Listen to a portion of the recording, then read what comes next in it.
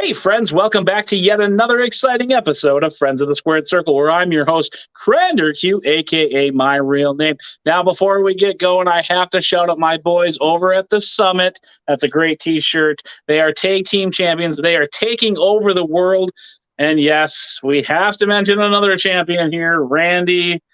1,300 views, blah, blah, blah, blah, blah, blah, blah.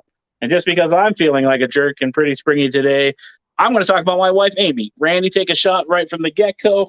And last but not least, I've been drinking out of my first original custom tumbler there by Superior Creations. We got Austin and we got Taker. Turnbuckle Tea Time is our friend in studio today. Before we get into that, I just want to mention my wife one more time to start this podcast off hot. Randy, take another shot. How you doing today, Turnbuckle Tea Time? I'm doing fan-damtastic. It is exciting here. Perfect. Yes. I love that Yeah, I'm I able to talk see all about those wrestling with beautiful another collectibles fan. behind you. Yep. Yes, it is great to have friends come on and talk about wrestling. Yep. So we're just going to dive right into it. Let's start with those first earliest memories. Yeah, so growing up, wow, I bounced around from a couple places. Didn't have the best childhood, but I lived in a couple group homes here and there. But the one thing was wrestling. Everybody, it was the 90s. It was early 2000s.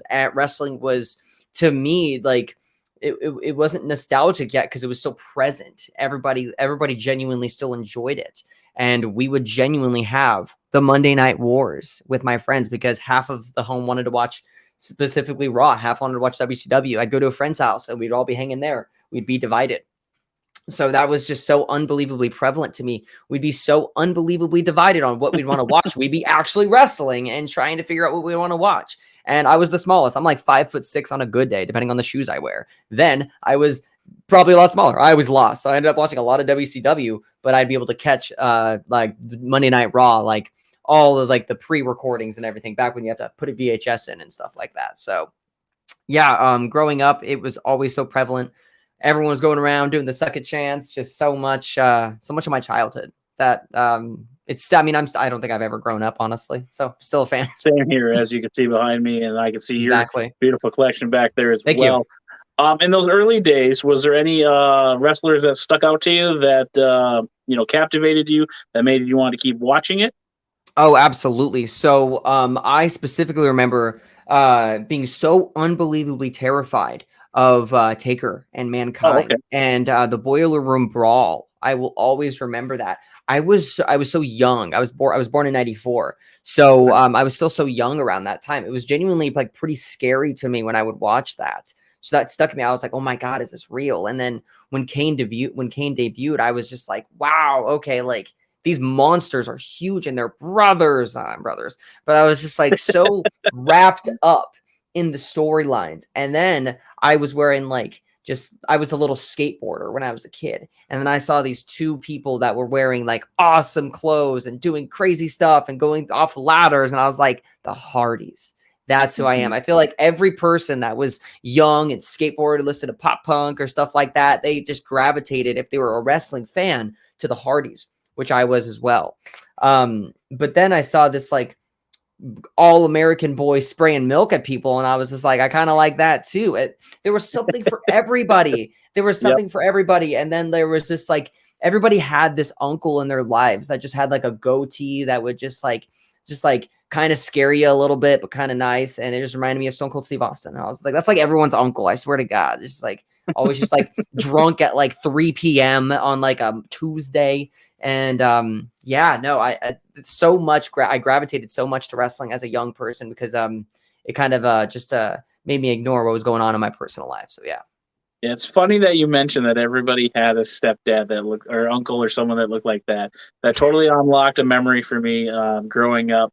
One of my best friends, Adam, at the time, his mom's boyfriend Dell looked exactly like Stone Cold, and he did scare me. I used to talk so much shit to him when I was a kid that I would run away because I knew like if he caught me, he was going to whoop my butt. But the one time I got super smart, and then their living room had this lip where it goes up from the living room to the kitchen, and I totally forgot that was there, and I just pancaked it down. He's on Oh top of me gosh. Yeah. laughing. I didn't get away from Dell that day, but that is so funny you bring that up. totally unlocked a memory as a child right there. Oh So yeah, yeah.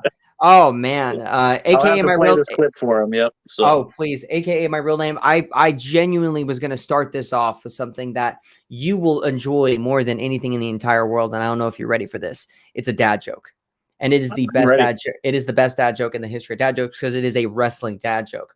So, AKA my real name. How does The Rock go to the bathroom? He Dwayne's his Johnson.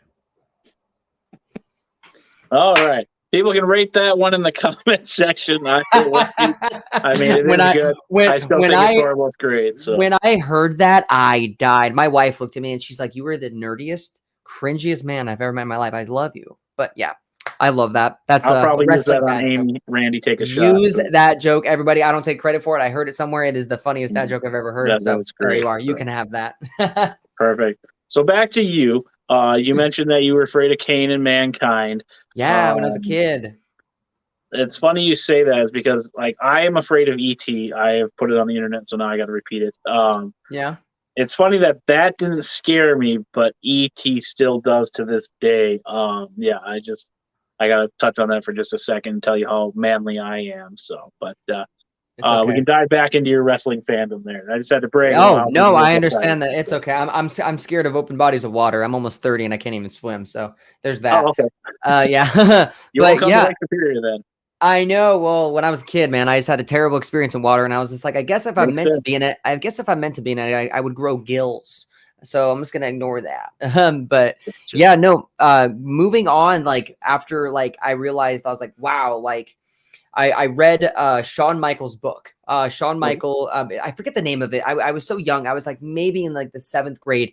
I think It's it's hard to triumph, but don't yeah, quote me. Hard to Triumph. Yes, he's sitting on the ladder, It's and back here somewhere. Yep. exactly. He the cover is like it's a white hard copy book I got from the library, and I read that. And I did not read when I was younger. I read Harry Potter, and then I read autobiographies like Chris Jericho's, like I think the 1,300 Steps to Become a World Champion, stuff like that. Like I read only like autobiographies from wrestlers. I read Shawn Michaels' book, and that opened up a door because I didn't know that wrestling was potentially scripted. I just like everyone would tell Okay. me, and like I didn't really know. And then I read that book, and I was like, and he talks about being Sean Hickenbottom or Michael Hickenbottom and going to these events and then hearing them discuss things in the ring because he was finally able to get closer. And then it opened up a door, and I was like, wow, like it's a coordinated like dance.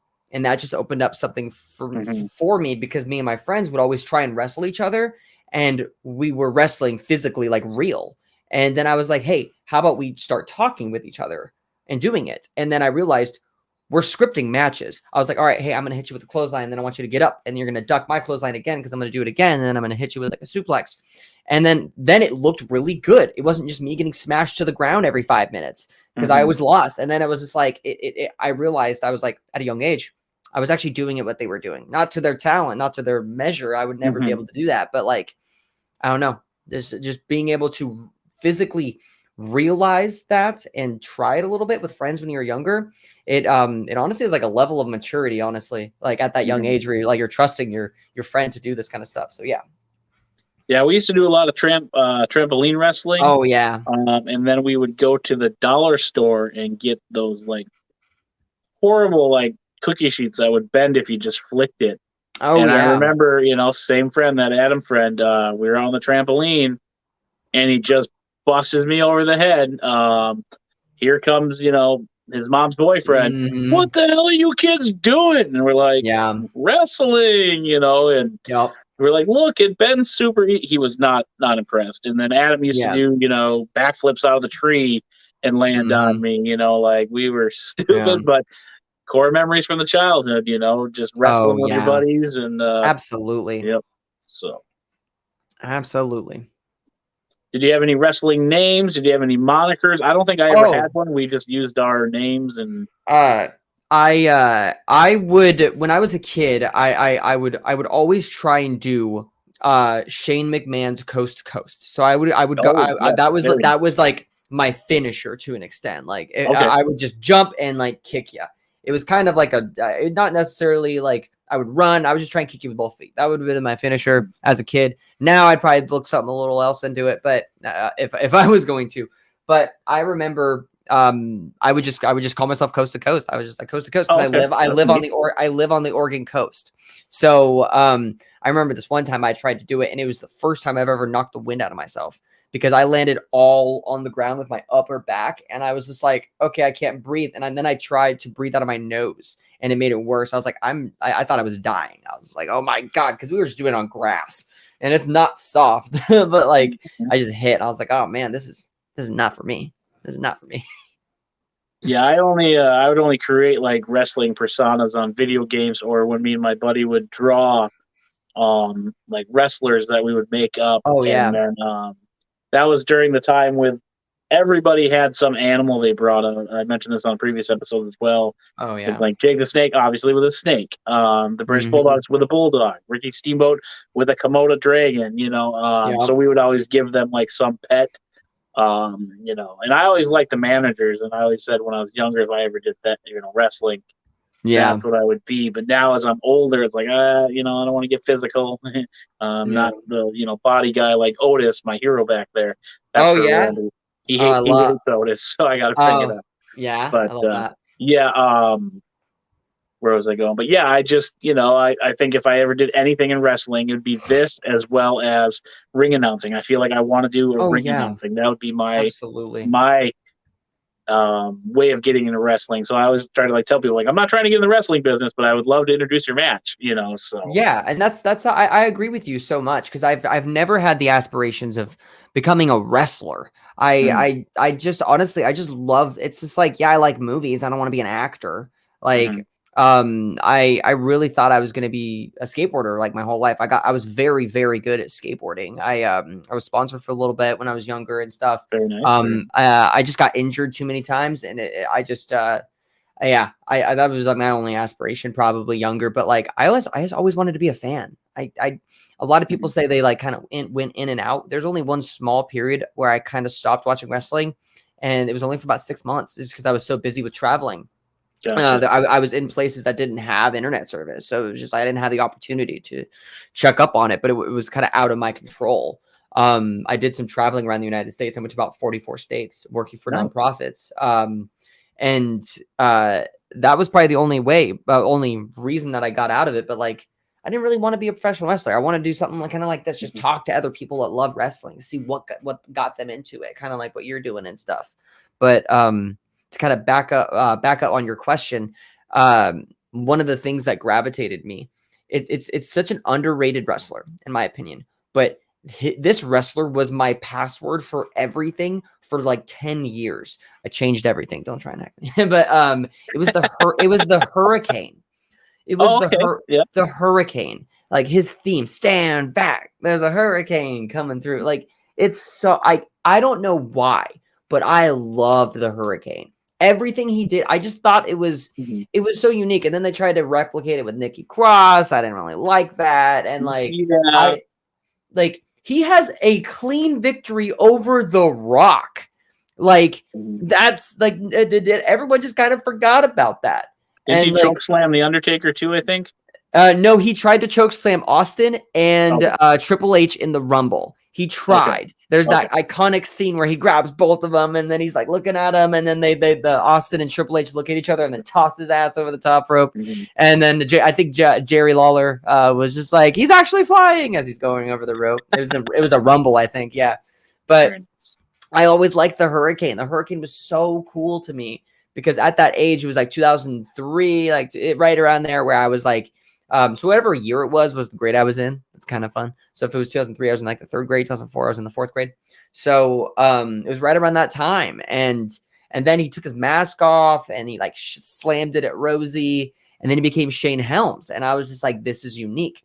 That was the first ever gimmick change I was kind of exposed to, besides Taker going from besides Taker going from Dead Man to American Badass. But I was so young to recognize how successful that gimmick change was. But the Hurricane, he went from Hurricane Helms to Shane Helms, and it worked. I mean, he was, I think, one of the longest reigning cruiserweight champions ever, and it was really good to me. So that was kind of what I was exposed to. Have you ever went back and watched any of his WCW stuff Oh there? yeah. Oh yeah. Those Absolutely. pants. That's all I can think Yup. of. Yup. Absolutely. I was a big Yeah, I Roy got the King fan. opportunity to meet him in Oshkosh, Wisconsin, and Oh yeah. he was in full get up, and I think he talked to somebody about it, and then it was like wrote in somebody's book too, like, if you're not dressed in your gimmick, why are people there to see you? And I always commend him for wearing that Yeah. whole, thing out there and doing the meet and greets and photos because I'm Oh sure yeah. people are excited to see that, so. When they brought him back with the vignettes or the behind the scenes stuff within Mhm. ECW, where he was like saving people, I popped. I popped because that was my wrestler. That was like the one wrestler I was gravitated towards, like in that early like kind of era. And they brought it back because there was a bunch of things happening in the background of like the revamped ECW, and like a big thing would fall and then it would just be caught by this caped man, and I just knew they were bringing him back, but it just didn't kind of work, I guess. But yeah. Gotcha. And it's a shame, like with that WCW or excuse me, WCW ECW reboot, is that from reading various things, like they didn't put any money in it. They're just like, here you go, make it It was work. And it's yeah, a it shame wasn't that yeah, that was the ending legacy for that brand. it's Now, for tough. me, I'm not into like the hardcore matches and stuff like that, but I everybody, agree. you know, I'm having a um, hard time with AEW's like yeah, with John. I'm having a hard time with that. It's because like this is the most dad thing ever, but it's just like I want my daughter to watch wrestling, and it's mhm, like if there's blood here and there, no big deal. But like yeah, it's a little much. It's. I think they're going for that shock factor. But yeah, like you have to think about it. I mean, even in the Attitude Era, they weren't taking screwdrivers to people's heads and stabbing mhm, it over and over and over. I think it's a little much. The death match wrestling is definitely not for me, for sure. A hardcore match, I think I draw the line at thumbtacks. I think thumbtacks, I still pop for thumbtacks. I'm just like, oh, some thumbtacks, all right, bring them out, man. But like, that's where I draw the yeah. line. I'm pretty numb to those. But no, yes, I thumbtacks, chairs, tables, stairs, kendo sticks. That's Oh that's yeah, where I'm good. I don't need to see a stapler. I know. Again, Yeah, back to Tommy Dreamer. I think I mentioned him. I've been doing a lot of these today, but yeah, where he was doing the spot with the guy, and he's like, and then I'll hit you in the head with the stapler, and I'll make the sound. And the guy's like, "What do you mean you're gonna make the sound?" I'm gonna make the sound. And why are you gonna make the sound? I don't need to staple you in the head to make this, work. yeah, Like, yeah, just, no, no, no, staple me for real. It's like, oh my gosh, like yeah, yeah, that's where I kind of draw the line in my wrestling fandom. But I mean, to each their own. I like comedy wrestling. I like technical wrestling. oh When it yeah. comes to that hardcore stuff, I'm just a little, I don't want to see somebody I getting brutalized. Yeah, yeah, and I love AEW. Like, I'm a professional wrestling fan. I don't think people need to choose sides. I don't Mhm. like. I really don't. I don't understand that. I have a couple AEW shirts. I went and I was able to see AEW recently when they came to Portland. I was just at the SmackDown in Very Portland, nice. where Triple H announced the draft. I was Okay. there. I have some awesome pictures. I got really good seats for that. So yeah, I love professional wrestling, man. I mean, there's some stuff going on in AEW that WWE is not doing. There's some stuff in WWE Mhm. that AEW is not doing. And I think competition's healthy and it brings out the best in everybody. And that's Yeah. why it's there. I mean, TNA was never that level. And I think that's why, I mean, if TNA launched now and they were able to kind of scalp the talent and we Mhm. had the availability for the internet the way we do now, because the whole reason AEW I feel like is unbelievably successful is one, they signed a lot of really good talent really quick, and it spread like wildfire. I mean, look back. TNA had Kurt Angle, Jeff Hardy. Mhm. It had Bobby Lashley. I mean, every big Booker star ran T. through Yep. Booker Yep. T, AJ Styles. I Sorry. mean, like, Mhm. oh no, I got you. I, I actually have I, his figure. I have his figure in the pose of the yeah. nice. I love But Booker T. Yep. I know, and like, what is the difference? The only difference is the hype and the fan base. I mean, I truly feel like when TNA was there, it was at that point where there was no casual wrestling fans. You're either a fan or you're not, and I feel like that's why TNA didn't really happen. And I wasn't really a big fan of the 6-sided ring, but Okay. I don't know. I just think it's very similar in my opinion. Yeah. And even Mick Foley ran through there for a little bit too. Oh, Flair, Foley, Mick Foley, like yep. Hulk Hogan, Hogan. yep. Yeah. I Scott love Hall, Rowdy Piper. yes. I think we're on the first couple of things.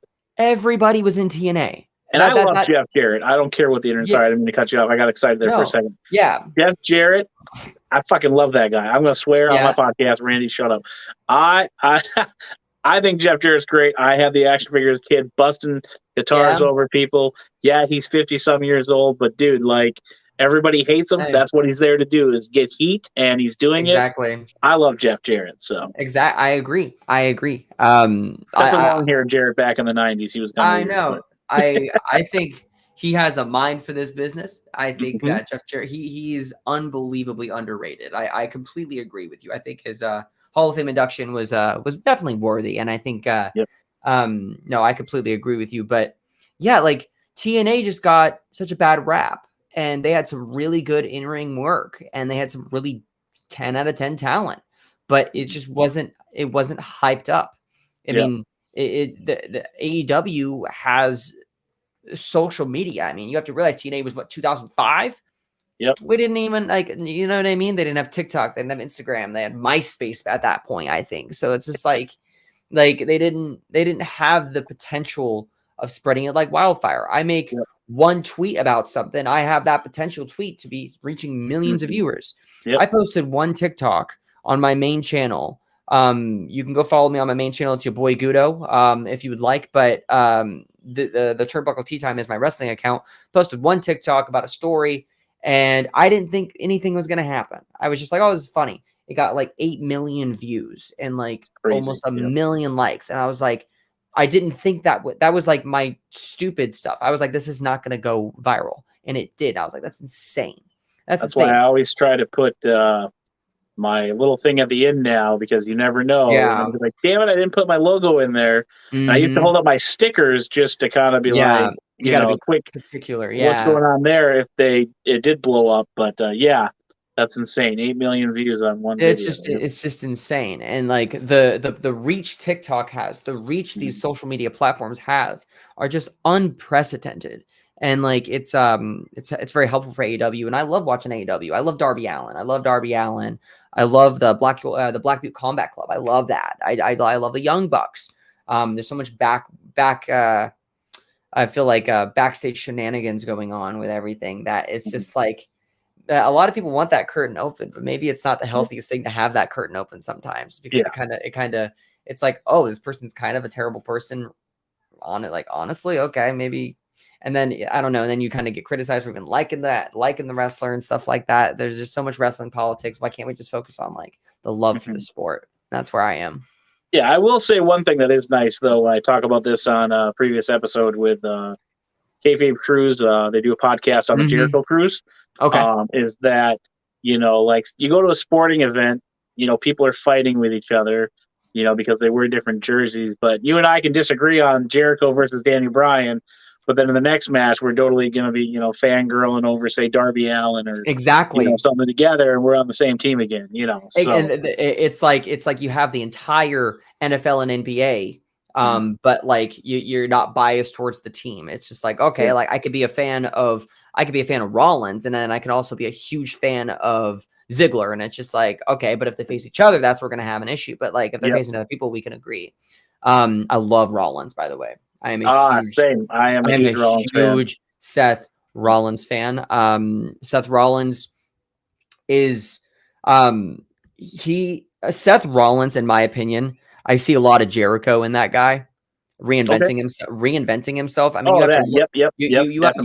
have to look at that. Like I see, not necessarily his in-ring work. I think Jericho was always a little safer in the ring with his moveset. I mean, I think the Lion Salt was like potential of what Jericho like really risked a lot. I mean, Seth is doing the Phoenix Splash, and when he does that, when he does the suplex and then rolls through, I pop for that every damn time. It's so sick. And but Seth Rollins, I mean, you have to realize when he started in NXT as just like a whatever his gimmick was. I think his gimmick was just like Seth Rollins. He's like, oh, I have a streak in my hair. I'm Seth Rollins. I don't know, but like, and then he moved into the Shield, and Mhm. then after the Shield, he was running with the Corporate, yep. Authority, and Yep. then the Messiah, and then the Architect when he blew out his knee and came back, the Architect, the Messiah. And now he has this unbelievably amazing gimmick. His gimmick is just it's awesome. It's Mhm. just like he gets you can't even really describe it. His gimmick is just like the wildest clothing, the most bougie clothing. I love it. It's Mhm. just like he's just like, hey, I know I'm good, and I Like feel Jesse like Ventura in a way, and exactly the late Billy Graham, flashy. You hate him because he looks like a weirdo, but exactly. Mhm. I do Yeah. love the curb stomp. That's definitely one of the cool Oh things. yeah. Oh, absolutely. Mhm. The curb stomp is solid. There's so much that he's done. I mean, there's so much that Seth Rollins has the potential to do as well. Yep. I advocate for splitting tag teams up. I'm a huge person on always believing every tag, and that this might make me I don't know. Everyone has their own wrestling views. I believe Mhm. every tag team needs to realize who's the Jannetty and who's the Michaels. We were just talking about that. Yeah. Yeah, Yep. I truly believe that, and I'm waiting for Montez Ford to get his Michaels moment. I love Mhm. Angelo Dawkins. I feel like Angelo Dawkins was a monster at Mania when he took down the Monster of All Men. I mean, like that was badass with that tackle. I watched that thousands of times. I was like, that's badass. Yep. I think Angelo Dawkins can do some solid work in a singles run, but Montez Ford though, I want to see Montez Ford and Bianca team up. And I mean, you see the way they dress outside of like they Mhm. look bougie. And then you have a Seth Rollins and Becky Lynch. I could see that being something really good, really That'd be good. kind of cool. Yep. I And mean, I Becky and I Lynch and Bianca already have their history, so Mhm. And I was talking with Ben again on a previous episode. People go watch these old episodes. You can see what I'm talking about. Is that Seth and Montez could be like that Orton Cena rivalry? That's just a exactly. man when he in that elimination chip. I'm getting goosebumps talking about. That's got to be Yep. my new catchphrase. I'm getting goosebumps again. Is that coming out party at the elimination chamber? Man, it looked like it was on fast forward. Like I had to tell my Yeah. fiance, Randy, take a shot. Now she's my wife. I feel like I'm watching in a fast forward because he was just flying, Yeah. doing all those moves, and he was hitting every single one crisp. Oh yeah, Oh my gosh, yeah. he's so there, and that's the thing. I feel like a lot of people are like, "Oh, the WWE is not building new stars." It's just like, are you kidding me? Have you seen Gunther? Have you seen Ford? Have you seen Theory? I mean, like, there's so many people that they're building up. I mean, Gunther alone, he looks so good. I I wish I could mean, get that body. I know. I mean, he put in the work. He lost that weight. I mean, Mhm. he just looks so good. And he lost he didn't lose any amount of power or muscle in that No, transition either, them which chops, is man. it's just insane.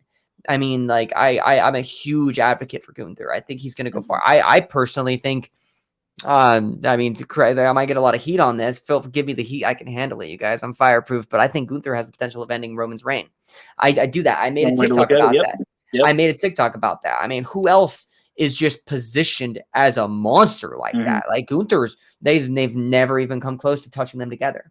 They've never come close. They've never even hinted. I mean, I'm just gonna say it right here: Imperium versus the Bloodline. That's a freaking draw. That's a Yeah. draw right there.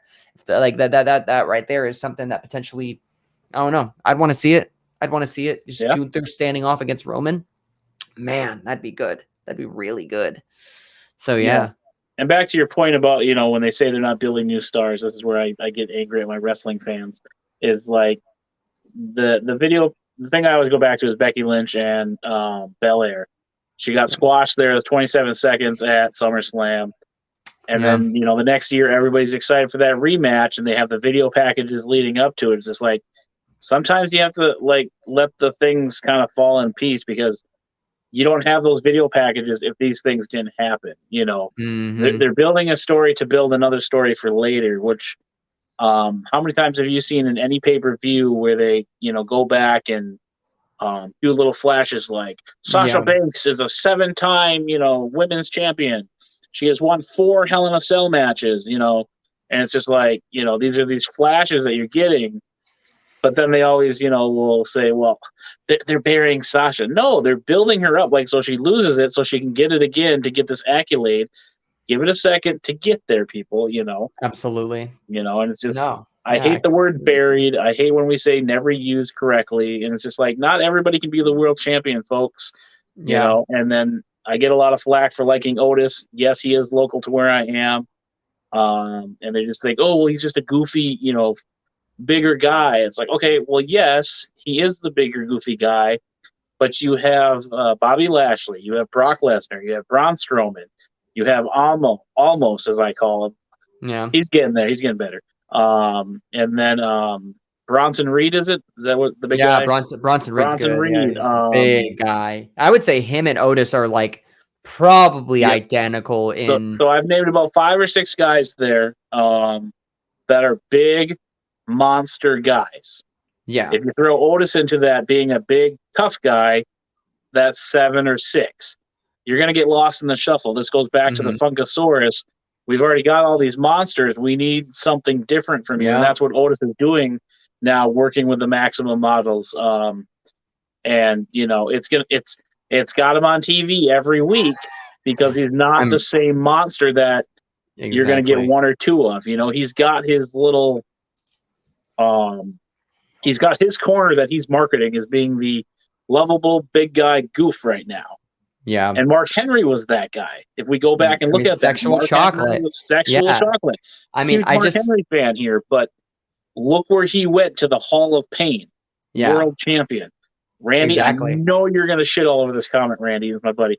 Um, uh, he's going to become a monster, but right now there's too many in front of him. So he has Yeah, to I bide his agree. time and work this comedy stuff, but it's working. He's on TV, you know? So So, fun fact, who was Otis's I'm gonna be honest, I can't remember his name. Who was Otis's tag team partner? Why a long time Tucker. ago? Tucker Tucker. was the first one. Yep. Guess where he's from? Oregon. 20 minutes from me. Very nice. What are the I odds? could send you some stuff to, Yeah. give him. No, Yeah. I crashed his So, mom's birthday party, I'm Otis's. So I made a joke a couple minutes ago about how Bronson Reed and Otis, that was like they're the exact same size. mhm. They are both exactly 330 pounds. Nice. I just looked it up. I was like, I made that joke. I was like, they're like exactly the same shape and size. And lo and behold, they are exactly to the pound, the exact same size. I was like, look at that. That is so funny that I forgot that right. And when But I met Otis, when he was in shopping, before I crashed his mom's birthday party, um, we're like basically the same size guy, yeah, So like it was pretty cool to meet him, and stuff. But yeah, you can't have 7 monsters on the TV at the same time because you're going to get lost in no, the shuffle, yeah, And that's where him being that goofy Chris Farley spinoff is kind of yep, giving him, yeah, you know, because I mean, how often do we get, Brock, almost Bronson Reed, and Braun all in the same show? yeah. Not very often, So you yeah, know. let's take a minute and kind of dive into that. Just because their gimmick is something that is the comedic standpoint. I mean, the New Day, Mhm. the New Day is nothing but jokes. But in a snap of your fingers, you can get absolutely intimidated when Kofi slaps his chest and says, "Is that Mhm. all you got?" Or when Biggie looks at you, Yep. or when Xavier Woods gets in that zone, that his undeniable, legitimate wrestling background. I mean, they had a shoot wrestling match with him and Gable at the Rumble. And Mhm. oh, don't get me started on Gable. I love Chad Gable. He is so good and so strong. But no different than 3MB. We've gotten Yep. Jinder come back, just yoked, and just Yep. takes that World Heavyweight Championship. No different than McIntyre. I mean, just Mhm. because I mean, don't get me wrong. Otis is a monster. He's good. I mean, it may come as a repackage potentially, but if we Yep. don't see him for a little bit, and then out of nowhere you do see him for some reason, Yep. that could come back and just have. I think we need that break when you see someone and you're used to them and you see them and you're every week on getting kind of shoved down our throats potentially. But then, like, let's say we have 3 months where it's like, oh, what happened to Otis? Everyone like fine, and then Yep. next thing you know, he's back.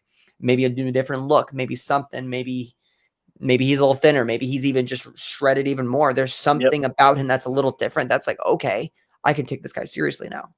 Yeah. So, Yeah, I and mean, he's yeah, also done the change the gimmick thing. When he came exactly. out, he was the goofy silent guy. Tucker did all the talking, and I was surprised they let Tucker go because I thought he was a pretty good worker, Right? and a talker. And then next thing you know, he's with Mandy Rose doing that more serious Exactly. romantic. And then when he teamed up with Gable, shaved the beard, cut the hair, whole new Yeah. look. Now he's bringing that kind of back for this Otis thing. Yeah. So it would be interesting to see him coming out there in some more, you know, Yeah. Fat Man little coat sketches, Yeah. where he's out there modeling a thing and then it rips and then they're like, Yeah. oh, cover him up, so. And here's the thing, all it takes for someone to be taken seriously is just one moment. Like, you Mhm. have to think about that. Like, there's so many things that's just like, all right, like, hypothetically, like, someone gets hurt and we need a replacement for the chamber. Okay, let's throw Kingston in there. He's reliable. He's Yep. undeniable. Everyone loves Kofi. Let's throw him in there. And then everyone's like, wait a minute, Kofi's in a world title chamber match right now. Okay, hold on. It's been 11 long years and he's never had a world title. Okay, and then you start seeing his work, you start seeing his just genuine, just undeniable talent. You're just like, you know what? I want Kofi to be a champion. This was just a slip on the radar and it changed everything. Yep. And I don't know. Like, I was right there with everyone on Yeselmania. I was right with everybody there on Kofi Mania. Like, it's like, you get those times where it's just like people just need those one moment. You throw Otis in a match and something's going to happen. Like, I was at NXT TakeOver Portland and it was Keith Lee versus Dominic Dijakovic. I kind of always butcher that. And I'm not even going to try. Yep. Yeah. So I was there. I saw that live and that takeover was amazing. That was the takeover where Johnny Gargano turned heel on Ciampa when he was facing Adam Cole and all that stuff. And excuse me. But the amount of people that were split for that match when Dominic Dijakovic versus Keith, like, that was unbelievable. Everybody, when you don't show it, they don't show it on TV, but like after that match, we just erupted for them because that was such an unbelievably good match. When Dominic flipped over the ring to Keith in the chair, like, I have been to probably 15 to 20 live events with three of them being pay-per-views. Man, like, that's probably one of the loudest pops I've seen. And I was in the arena for Jericho versus Shawn Michaels in the ladder match for the world title in 2008. That was the No Mercy, I want to say. Yeah, No Mercy. I was there live because it was in Portland. And that's when Jericho lost a tooth. And it was with Suit Jericho. So that's pretty cool. Back when he wouldn't sell merch and then everybody started wearing the suit after him. Exactly. Oh man, just think about the way. Actually, it's so funny that you say that because I was talking to, because I went to the live event. I actually have TikTok. I dressed as the Miz. I have a full sparkle suit. I had the sunglasses. I dressed as the Miz from WrestleMania. Yeah, I no pun intended. But I had the full Huge sparkle Miz guy suit. here. Yeah, I love the Miz. So I have the blazer right here, the whole sparkle blazer. It's badass. But everyone was just like, oh man, all the fans were like, you look incredible. And I was just like, I had my title with me and everything. And I was like, thank you so much. You gotta dress like a champion. Look at how most people come into the ring. Cody comes in a suit. Like, so many people come down in suits and like button-ups, and they just look like $1 million. I mean, I love it. I sold jewelry for a very long time. I'm a certified gemologist. So it's like, I had to wear a suit every single day of my life for 7 years. So so I've always been one to dress up. So yeah, but when I'm not dressed, I'm wearing wrestling shirts. Yeah. There was a local guy. He did a lot of like the rap per se gimmick. And he does do rap music on the side. And he just like kind of blew up in our little indie promotion. So we started like the Little Nate hate section. And then one of the guys that he was wrestling frequently just happened to have a suit on that night. I think he like came in, did a promo. And I was like, I always talk to Nate here and I was just like, man, like, you guys need to jump on that where he's clean cut, Mr. Successful guy. And you could just be, homegrown, rapper style Clash kind of thing. Yep. And unfortunately, Brandon was hurt. I found out later, but it's amazing what a piece of clothing will do to a guy or even to a story to make you even more over, I guess. But Absolutely. Yeah, I completely agree. Well, yeah. Any other questions you have for me? yeah, we can start wrapping this up Absolutely. here shortly. I like to Perfect. keep it kind of short. We're definitely, and I say this to every customer. You're not a customer. Every guest on the show, we got to get you back for more episodes. Please do. To keep building this relationship, this friendship, as I like to say. But before we get you out of here, this is going to be my hot burning question, the only one I got. Do you think the Miz gets more titles before he retires? Because we're talking about the Miz. I'm a huge Miz fan. I want to hear your input on this one real quick before we go.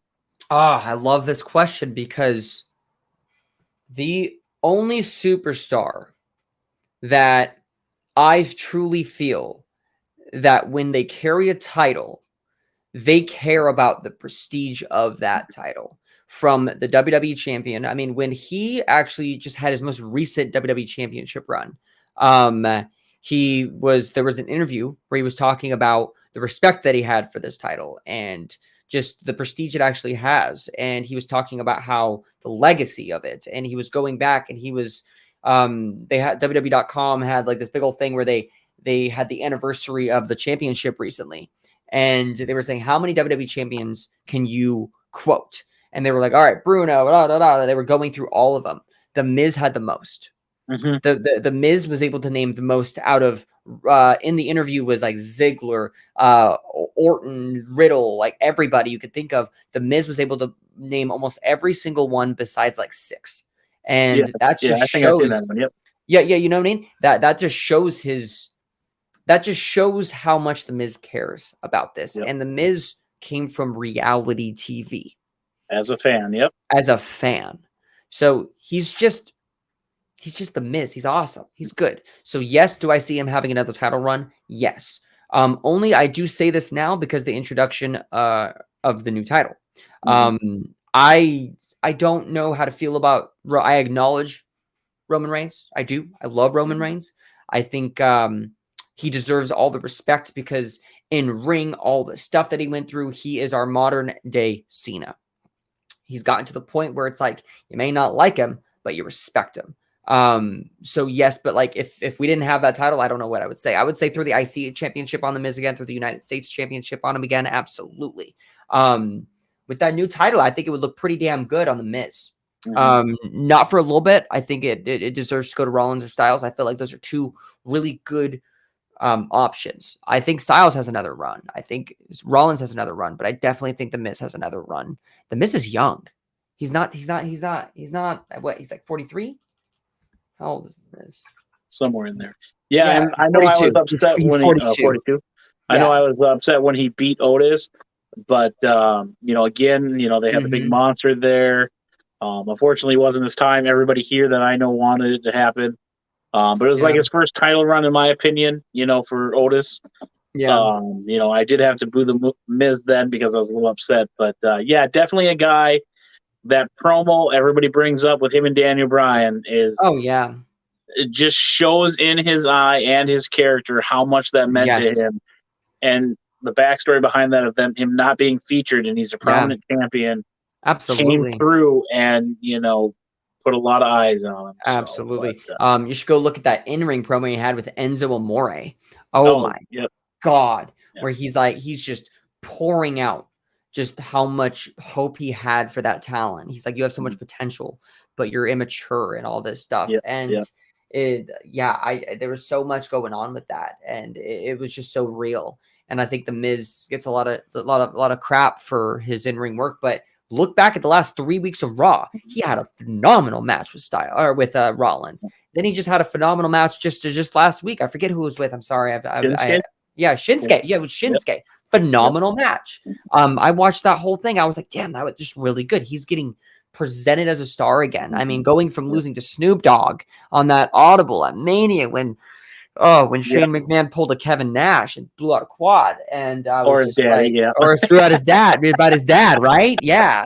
When I think of quads blown out, I think of Nash because I think, but like I don't know, I always forget Rumble 2005 with that Vince threw. Yeah, that's so funny, man. God, that's funny. But yeah, so it's tough. I think the Miz has so much potential. I think he has another run. there's very few talents that you see that are the well-around talents. Dolph Ziggler, actually, I love bringing this up because Chris Van Vliet is one of the most undeniable interviewers ever. And happy late birthday, Chris Van Vliet, on May 19th. He just turned 40. I love Chris Van Vliet. He had the potential to interview Dolph Ziggler like 16 times. And in these interviews, Dolph Ziggler in the last one discussed how you could put me in the opening match. You could put me in the mid-card for a title match for the IC Championship. You could put me in the main event. And no one would truly question it because they feel like I do have a reason to be there. A lot of people say Dolph Ziggler potentially doesn't have another title run. I don't know. I love Ziggler. I think he had the best Money in the Bank cash-in of all time. In my opinion, it does beat the heist of the century due to the pop on that after Raw, or after Raw after Mania.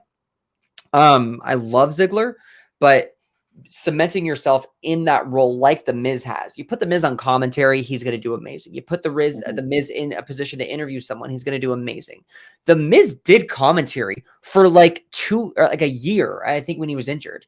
And then I don't know if people he was like the commentator, but he was like the babyface commentator. A lot of people kind of forget that. The Miz has cemented himself in the WWE of doing pretty much any role, and I think if you throw a title on him for that well-deserved worth, it's going to make sense. Definitely. Absolutely. All right, well, we'll start to wrap it up here on an awesome note. Got to get that cheap pun in there. Let's plug those socials for you. Where can people find you? Anything else you want to brag about? The floor is yours, and then we'll hit our video package and then chat off camera for a little bit.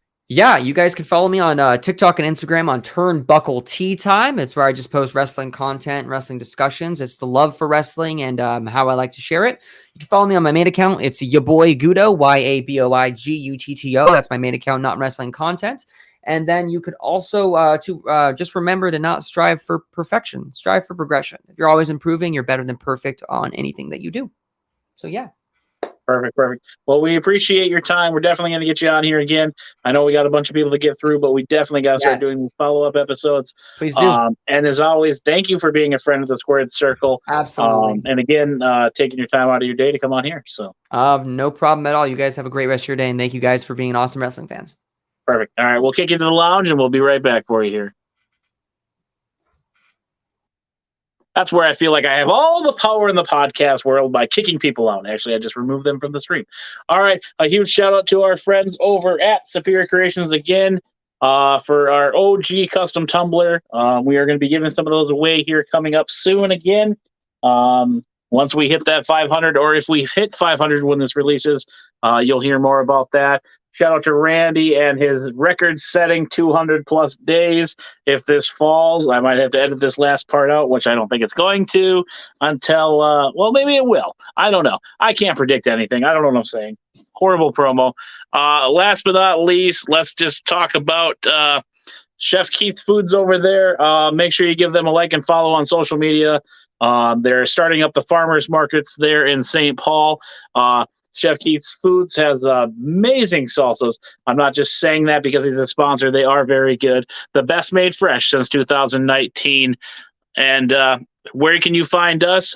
We are going to be premiering at Heavy on Wrestling with a vendor table there at Initiate the Return. We are excited to be doing our first vendor table with Heavy on Wrestling, as well as our second with Below Zero Wrestling. Come say hi, come get your autographs, get your photos, get anything that I'm plugging, and, you know, all that jazz. And that's the last of it here, folks. That's a horrible outro, but enjoy. Till next time. Hey, friends, thanks for tuning in to yet another exciting episode of Friends of the Squared Circle, where I'm your host, Crander Q, a.k.a. my real name. Now let's jump into those sponsors, shall we? Make sure to check out ChefKeithFoods.com for all of your salsa needs. The best made fresh since 2019. Flavors include Ragin' Reaper, Hoppin' Habanero, Groovy Garden, and more. Check out that website today. Also, check out our friends over at Superior Creations for all of your custom tumbler needs. They are on Facebook.com/Superior Creations MN. Also, Darren Corbin, give him a like on Facebook, Instagram, YouTube, Twitter, and TikTok. Yes, Darren Corbin is on TikTok. And another great way to support Darren is by checking out patreon.com/Darren Corbin, where tiers start at just $1. Last but not least, make sure you give us a like and follow on all of our social medias as well. We want to thank you for being a friend of the Squared Circle. Tune in for more episodes. Also, if you want to get merch for yourself, you can check out friendsofthesquaredcircle.org for all of those needs. And it's your boy, Crander Q. Crander Q out.